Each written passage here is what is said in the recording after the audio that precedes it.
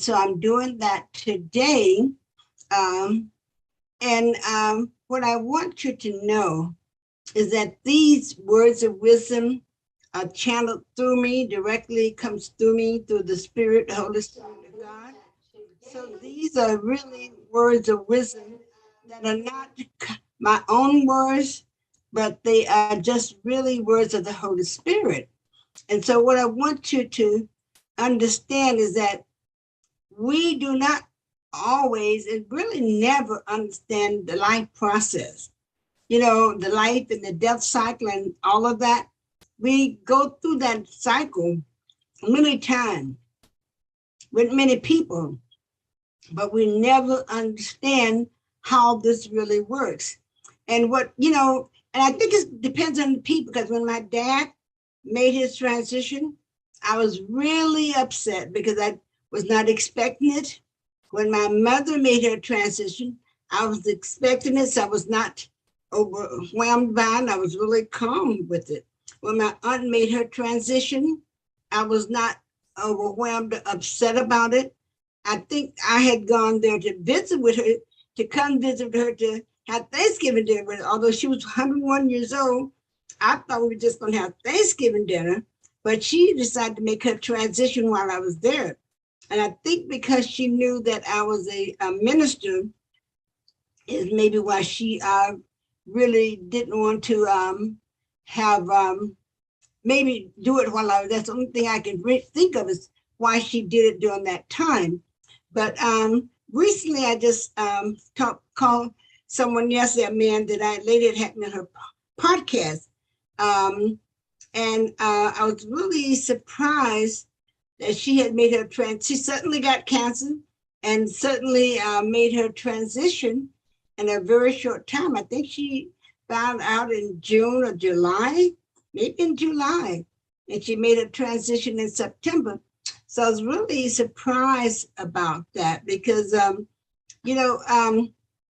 she had had such a troubled childhood where her mother abandoned her. She didn't have a family and really just had so much trauma and abuse and so much mistreatment. And she finally met a man that married her and really loved her. And I called him last night, I guess because my intuition told me to call him.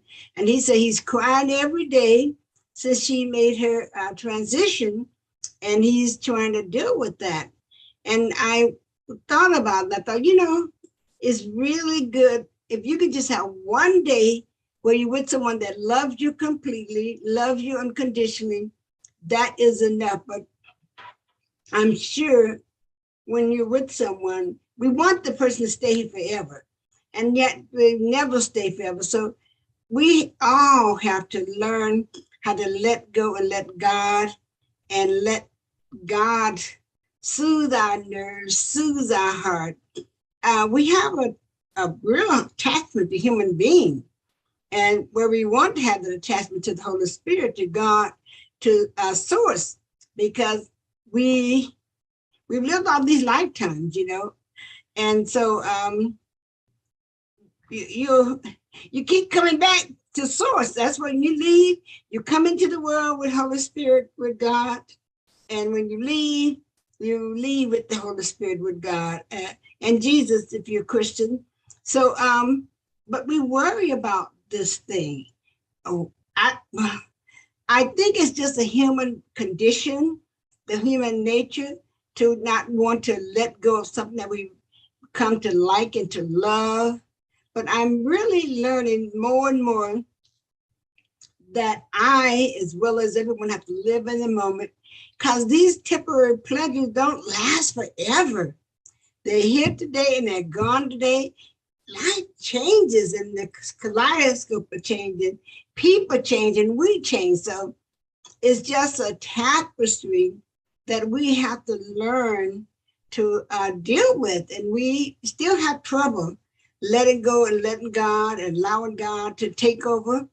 I know for myself, it took me many, many years to I always heard the phrase to let go and let God, but I didn't understand it until I realized that for me to completely surrender and let God take over like Jesus did, it takes a lot of faith, a lot of trust, a lot of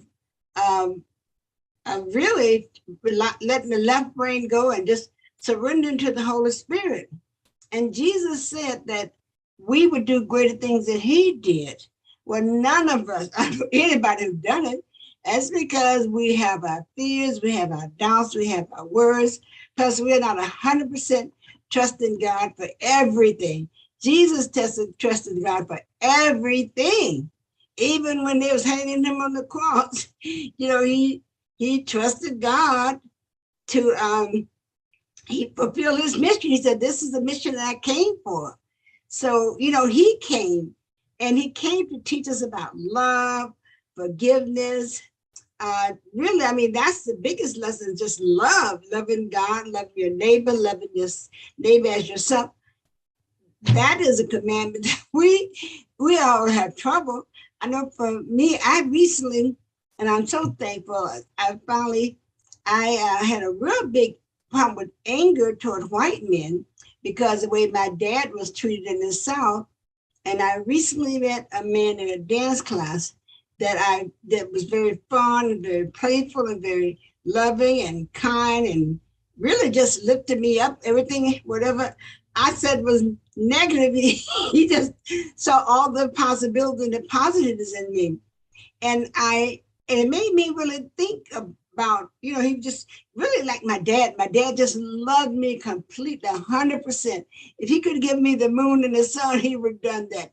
He just loved me 100%. And this man was accepted like my dad. I thought my dad must have sent this man here to accept me, because my dad was the only one who ever really loved me unconditionally. I had two husbands. Neither one of them, they wanted me to cater to them. They didn't think I was such a big hot deal, My dad did, but those two guys did not think I was a good deal at all. And so we have to learn. So I'm so glad that God sent this guy, because I had such a hatred toward white men. I didn't think I would ever love a white man or tell a white man that I really loved him. But I love this man's spirit. I love how he shows up. He's very loving. He's very playful. He lifts me up. He's very positive. And that's what we need. But when I grew up in the South, they were very condemning, judgmental. I thought that I was the worst person that ever lived on the earth. So I didn't get any positive validation from white men.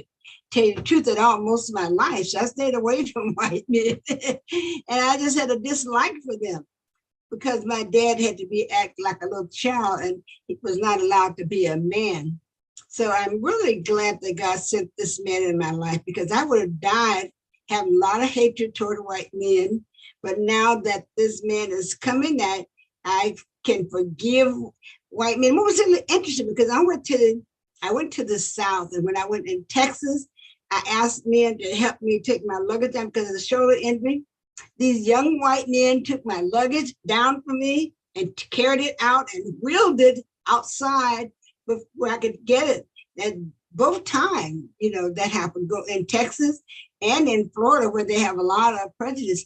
And when I went to Florida, I went to Disney World, and I couldn't find my room that night. And there were two guys there, one of another nationality, I'm not sure what he was, but there was a white guy there.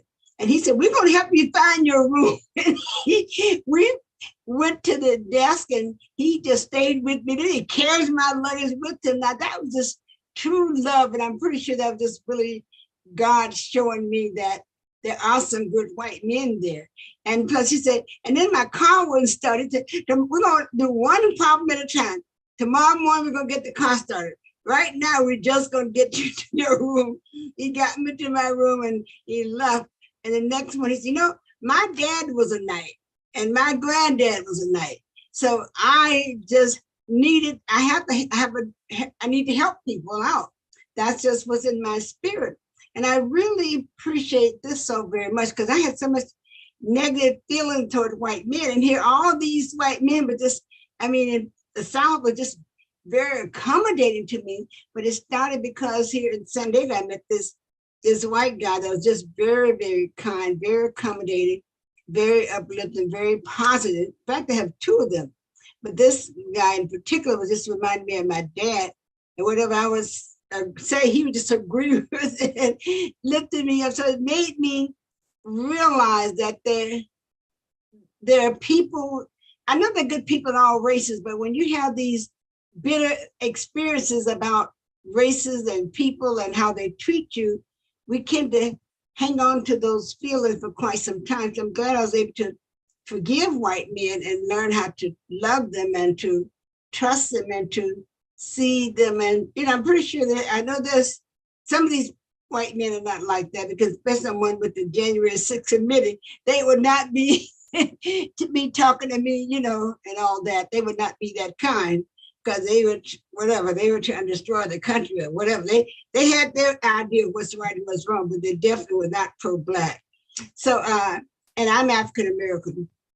So what I'm realizing is that we have to really, God gives us a chance to redeem ourselves, to learn unconditional love. So now I really can say that I can lead the planet with unconditional love for everyone, including white men, because I've had some really nice white men show up in my life recently and treat me with respect and kindness.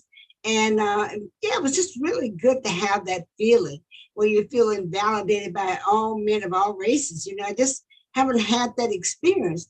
And so it's really good to have that experience. Plus, I go to this dance class, and I've been away from that 2 weeks. And that the other day, this white guy said, "Where have you been? I missed you." So it's so good. And I went last week, and another guy said he missed, and he was white. So God is showing me that they're good people of all races, and we have to be open and be willing to receive love. Certainly, I'm always open to receiving love and giving love. In fact, I had one guy at that dance class, well, he was not Caucasian, but some other race. And he asked me if I knew how to dance or something that, and I said, "Of course I do." And he said something, there was something judgmental. I said, "Have you ever heard the word, 'Let he without fault cast the first stone'?" I never heard from him again. When I went to talk to someone else, he kind of went his way. But we can't find fault with anyone when we're not perfect. The only person that's perfect is God and Jesus, And so we human beings have many flaws and faults. So we're the last one to be pointing the finger, judging someone, saying who is right and who's wrong. We have so many. Our eyes are crooked, our nose are crooked. We don't have enough money. We don't have enough. We have deficiencies in every area of our life. I have not met anyone that's perfect, really, no human being. I know I've had a relationship with Jesus and God and the Holy Spirit, and that's perfect. But I haven't met any human being that's perfect. So I don't idolize people, but I do look for the capacity of love and understanding and generosity. And that's how I look for in people. Communication, whenever someone criticizes me, I can say, "I need love. I need love. I need love." I don't need to be judged or criticized. I can criticize myself all day long. I don't need anyone else to join me. Just give me love. Give me love. Give me love. I need all the love I can get. I need all the love I can get. And I'm going to try to give you all the love that you can get and lift you up and build you up. Like I was in that dance class today, and the guy was saying, "Well, I made a mistake." I said, we're good enough. We just need to be good enough. They're not grading us here. If we make a mistake, it's okay, It's just a dance class, and who doesn't make a mistake? So I try to lift people up and because I know I have been criticized and put down, especially growing up in the South. I felt like I was nobody. So it's destroyed my self-esteem. So I had to constantly still working on my self-worth and my, and feeling valuable, because our society judges you by your color, your skin color, your race. African American, they feel just not as smart as other races of people. And it's really a shame, because God created, the world started in Africa. All creation started in Africa, all life started in Africa. And yet people look at the skin color and judge people as by character, whether they have money.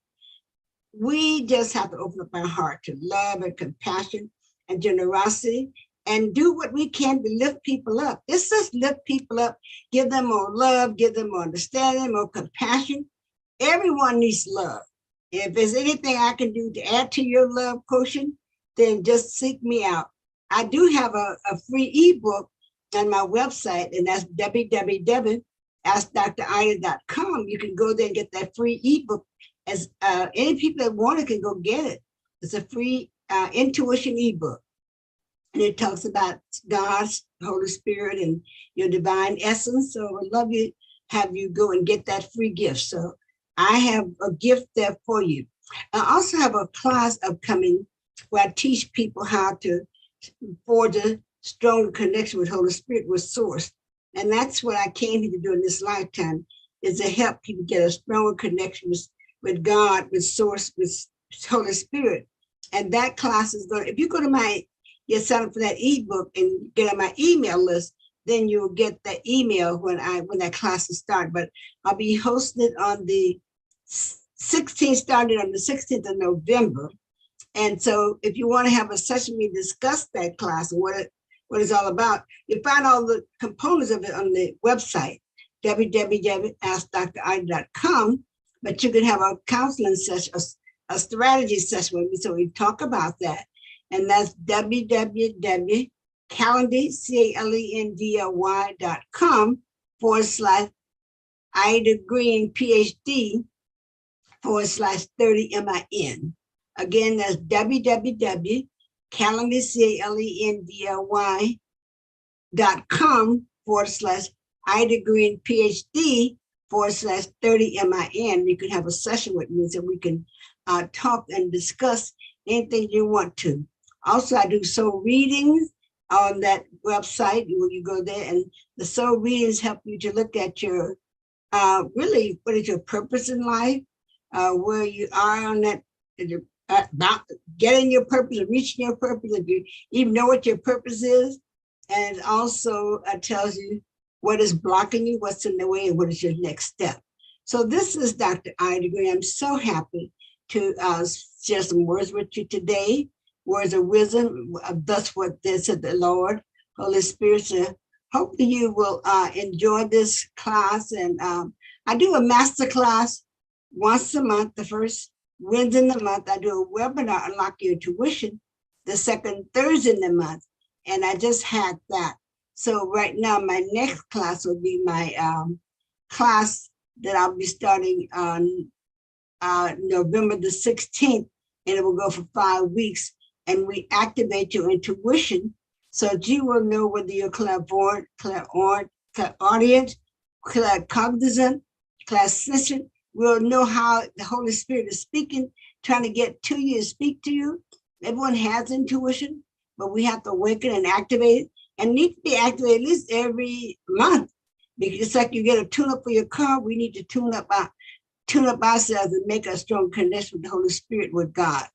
So this is Reverend Dr. Ida Green. Certainly I would love to have you join me in any of those things, but look at those sites, reach out to me, and my email is idagreen@cox.net, idagreen@cox.net. And if you can't get me other way, you can lastly call me at 619-262-9951. This is Reverend Dr. Ida Green. I hope you're having a wonderful day, and I will talk with you very, very soon. Okay, take care now, and remember,